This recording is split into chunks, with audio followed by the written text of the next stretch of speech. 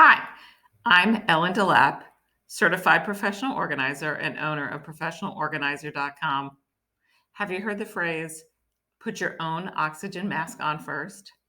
That's what self-care is taking care of yourself first to help others.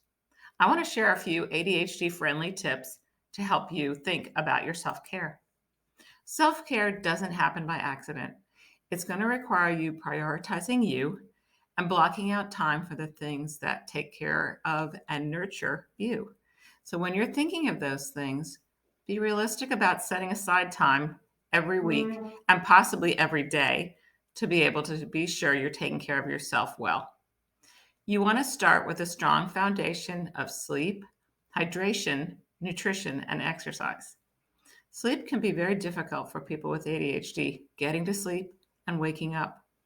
A good sleep routine can include being sure your devices are safely stored in another room so that they're not interrupting your good night's sleep, thinking about getting to bed a bit earlier than when you start feeling sleepy, and taking your medication early enough to get in bed early.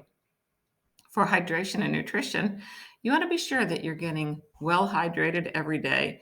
You're eating nutritiously with protein, and also you're getting really good exercise. And exercise can have a double win because not only will you be exercising for the sake of getting your brain in gear, you can also be with friends and exercise with them to seek support for yourself and for them.